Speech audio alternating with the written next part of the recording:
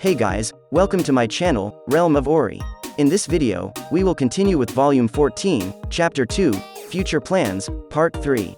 And before we start, this video contains spoilers from the Tensura Light Novel. And by the way guys, please don't forget to subscribe to my channel and click on the bell icon to get notifications for upcoming videos. So without further ado, let's get into the video. The rest of the purpose, then, is simply to gather intelligence. I felt the need to listen to the details, so I picked a few of Calgurio's men who knew the details and went to the conference room together. The sober subordinates will gather and prepare for a countermeasures meeting. At this moment, the Imperial side should not have sensed their defeat in Calgurio. Although Yuki should have received information from Misha or Laplace, there was no need to worry too much about leaking it from them. And we, for our part, have mastered the Empire's movements. Ruminez had been informed that 300 airships were on the move across the ocean. Although I don't think Ruminez will do it herself, she and I have an agreement. We made a pact that Ruminez would defend against the Imperials attacking from the north. Even if Ruminez was in crisis, there were still 150,000 Western-equipped troops to go out. In order to be able to respond quickly to unexpected situations, we had been keeping Testarosa's men there. However, it is far from being careless. I looked around at the participants and announced the start of the meeting. The participants are the following 17. Secretaries Xian and Diablo. Chief Grand Admiral Benimaru. Those in charge of the administration, Rigurd and Kaijin. Chiefs of Army Gabel and Gobta. Advisor Hakuro, Sue of the Intelligence Department. I also called in the important reference person, Gadra. The others were Testarossa, Ultima, and Carrera, the three demonesses. For their part, the Imperial Army was joined by Calgurio and Minute, along with the duo of Bonnie and Ju. There were 18 of them, including me. Starting with introductions, the Imperial side became speechless when they learned that Diablo and the three demon maidens were the primordials. I'm sorry, the fault is not with me but with Diablo. I decided to continue the conversation as if nothing had happened. Then I got started. So, just say what you can, huh? After saying that, I began to use physics magic, the Argos, revealing an image of the flying airship troops. As agreed beforehand, Calgurio began to illustrate the current state of the Empire. And wherein Calgurio hides his inner emotions, the calm quickly begins to illustrate. I see. Then, let me begin to illustrate. Calgurio was more thoughtful and articulate than I expected. There was a unit called the Air Combat Flying Corps, in the Mecha Corps, led by Calgurio, which had 400 flying airships that were called the newest air combat power. 300 of them were sailed by other legions to the north of the Kingdom of Ingratia. The main delivery was the 30,000 Warcraft Legion, led by the Imperial Grand Admiral named Gladim. It is a shame to say this, but most of the soldiers sent to Ingratia were new recruits. There's nothing wrong with flying an airship, but it's a little worse in practice. I'm supposed to be a researcher, so I'd like to ask for your mercy. There's a limit to what you can do. Do you want us to spare other people's countries when you feel you can't beat them? I appeased Xian, but I also felt that Xian was not wrong in what she said. And Calgurio understood exactly what he had said that had gone too far and apologized for his outburst. It's not our job to deal with that. Depending on the circumstances, you may have to give up. Sure, I understand. All things being in accordance with the will of His Majesty Rimuru. Depending on how Ruminez reacts, there may be no room for me to interject. Next, it's about the eastern city of Dwargon. I switched the Argos display scene. An army of 60,000 men was revealed. There was no sense of tension, loosely lined up. Looking at the tense again Imperial group, I began the instructions. Now, although it's not my wish, I've made an alliance with Yuki. To confront each other like this now is really just an act. It's really hard to beat. We've been pried out of the army from the beginning. No wonder we can't win at all. That's right, the moment my Legion of Mechs and Gladim's Legion of Warcraft disappeared, they pointed straight at the Imperial capital. So, is that the general? That's not right. The Emperor, still left to protect him. I have also said this many times, but again, the Awakened One is an army. Your Highness must have noticed that Yuki was trying to commit a rebellion. Is this what Bonnie is all about? Ah, no. The time I acted with Masayuki was the time when my character had nothing to say. Well, that seems like a real possibility. I've also heard that the Empire seems to have characters who can kill me, and generally speaking, there's nothing unbelievable about turning this deadly situation around. Then let me go and eat them all up. The big Tai sword in Xian's hand spoke boldly. There's no guarantee that anyone will win that way, so of course it's a no. Kufufufu. Then I will do it. Overruled. My approach is to stay on the sidelines until an absolute victory situation is created. Only this, just in case, must be kept in mind again. So, you teamed up with Masayuki so as not to arouse suspicion of approaching me? To be honest, I didn't realize it at all. The attack was really dangerous at the time. It was presumably Damrada's order, but it was a perfect battle even if the King of Wisdom didn't notice. As enemies, they should also be praised. I was too confident and careless in the matter. Convinced that the maze was safe. I will remember that in wartime, no matter what time of year, danger is always with us. Me too. Anyone who gets close to Lord Rimuru, I'll be more thorough in finding out about him. They were more considerate and alert to the possibilities of the situation than I was. My sense of crisis is so weak, that's something to reflect on. Lord Damrada's order is to protect Masayuki.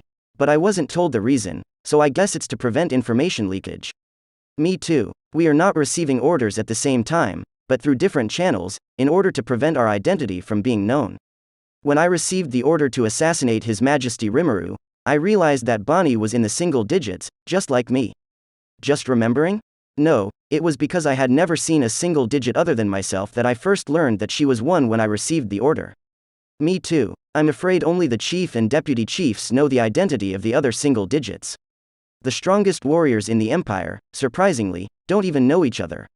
Why do they do this? Answer. The presumed purpose is to prevent betrayal. Since they don't know their identities, they don't have to worry that they will join forces to commit crimes. It's not that I can't understand, but it's too much trouble and inefficient. If it's a companion, how nice to help each other from the beginning. Lord Rimuru, may I have your permission to speak disrespectfully? Of course, I'm glad to hear that. While Lord Rimuru's idea is wonderful, it can also be said to be lacking in consideration. This old man was well aware of Damrada, a man of great cunning, who never trusted his own men and was extremely cautious in character. Sure enough, as the King of Wisdom had expected, it was to prevent betrayal. I heard that he is one of the leaders of the Big Three, a secret association, and he only believes in money, which is just like the rumors. I haven't seen it, but he sounds like a dangerous guy, and from the way he's trying to assassinate Gadra, I think there's no doubt he's in the single digits. Moreover, he was able to command Bonnie and Ju. Could Damrada be the captain? No, Damrada must be the deputy chief. In my opinion, the chief is definitely Tatsuya Kondou. In fact, the order to attack His Majesty Rimuru this time was not the instruction of Lord Damrada, but a secret order from the chief. Me too. This order replaces the order to protect Masayuki, so it feels a little strange. If you want to reveal your identity at the same time, it's better to help each other from the beginning. I think so, too. Since it's really a great opportunity, I always thought I took advantage of Masayuki to keep you guys from getting suspicious. Assuming the duo didn't lie, taken together, Damrada and the chief seem to have different intentions. By the way, have any of you ever seen what the Emperor Rudra looked like? Gadra was the only one, raising his hand. Are you kidding me? You don't even know what the people you serve looks like. My lord, there's no such thing as a dominant person. I'll be able to buy food on the street and chat easily with anyone. Hey, don't be so mean. Although he was a bit harsh compared to Lord Gazel, he also had an easygoing side. However, the average prince and aristocrat is a little bit more important. I think there are a lot of people who don't let their subordinates look directly at their faces. Well, that's true. While I also agree with Lord Kaijin, there is something I cannot understand. Isn't it a bit much to hide your face even in front of someone who is serving as an escort? Well, I don't think so, either. Sure, something weird is going on? It's not so much strange as it is abnormal. Your name is Bonnie, and I have a question for you. What's the problem? You are in the position of guarding the emperor. Why don't you even know what he looks like? So how exactly is the monarch to be protected? Very simple, because only the first 6 in the sequence can see His Majesty's face. The head and deputy head of the regiment often stayed behind, so the remaining 4 were often accompanied by His Majesty. Those 4 people seemed to be called the Four Horsemen, and as far as Bonnie and Ju were concerned, they were strong men who had never been replaced even after years and years. That is, you are not trusted to that extent? Even your strength is no match for the Four Horsemen? It's okay if you think so. Indeed, I have a hard time beating those 4. Not only that, but there was the man at His Majesty's side. That is the one thing I can never win, His Excellency the dreaded Marshal. I don't think I can beat that one even if the single digits all add up. There he is again, a very strong guy. So far, it's Kondou, Damrada, the Four Horsemen and the Marshal. In fact, I heard from Gadra over there that Masayuki and Emperor Rudra seem to look exactly alike. Damrada's order is to protect Masayuki, right? And it also keeps you all out of each other's heads and definitely doesn't draw suspicion. To do so, and then to make an order to completely ignore the laying out of the front. Damrada and the chief, presumably for different purposes? Presumably, I think Damrada is sincere in his desire to protect Masayuki. Although the reason was unknown, it must have something to do with the fact that Masayuki looked like the emperor. You just said you used Masayuki, right? Yes. Since it was unclear why he was to be protected, he honestly accepted the captain's orders. Me too. And no note was received from Damrada. About the captain, do you think he knows what Masayuki looks like? Well, that's hard to answer. If Kondou is the leader as I expected, it's better to consider him informed. We don't know the details, but we do know something about that man Kondou.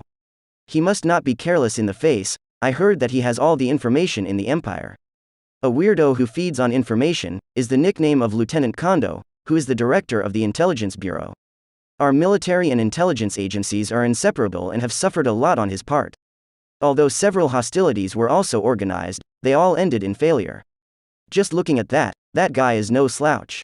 Although Calgurio wanted to play dumb and get over it, Minute didn't want to hide the fact that it was all said and done at all.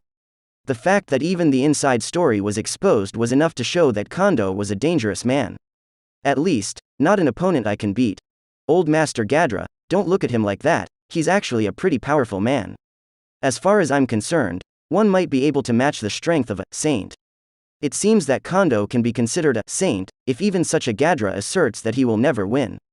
That is to say, a strong man equal to Hinata and King Gazel. By the way, Bonnie and Ju had also been saints before, and Calgurio had also awakened. If Kondou knew about Masayuki, then he would have had other intentions than Damrada. At that time, Bonnie's attack had no regard for Masayuki's life and death. It's contradictory to Damrada's orders. In fact, I received an order from the chief that Masayuki was useless in getting rid of him. From the point of view of Bonnie and Ju, a friendship had been formed during the journey with Masayuki, and they were still hesitant to kill him. It's just that it's not safe. Though a little sorry for him, let's match him with an escort in recent times. Sue, is it okay to leave it to you? Yes, sir. It can be seen that the intentions of the Damrada and the chief are different. Wanting to protect Masayuki's people and those who want to kill him. Although the reason for this is unknown, it is indeed opposed to each other. Yeah, if it's organic in here, it's earned. It's not that optimistic, but it is good news to know that the enemy is not of one mind. I'd say it's good news, right? Since it is difficult to identify the enemy in me, we can only see them all as enemies. To get a better sense of that, just hear the details again.